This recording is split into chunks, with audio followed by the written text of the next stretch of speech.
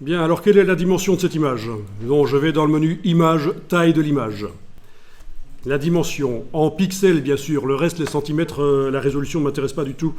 Je travaille en mesure de Photoshop, le pixel. 1200 x 1057, c'est quand même très gros pour faire un motif avec ça.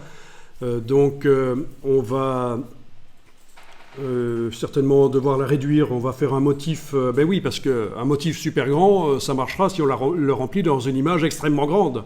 Mais vos motifs, vous voulez les utiliser peut-être dans des images plus petites. Donc, alors c'est vrai que quand on remplit le motif, il y a un réglage de l'échelle du motif, mais bon, autant que le motif soit dans des dimensions normales pour un motif. On va dire qu'une dimension normale pour un motif, c'est peut-être 500 pixels sur 500. Ça paraît bien, ça. Donc, ce qu'on va faire, c'est faire une image de 500 pixels sur 500, fichier nouveau.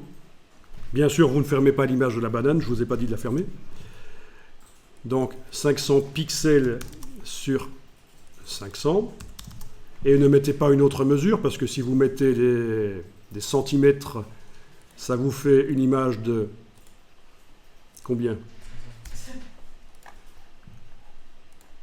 Si vous laissez des 500 cm sur 500 cm, ça va vous faire une image de combien?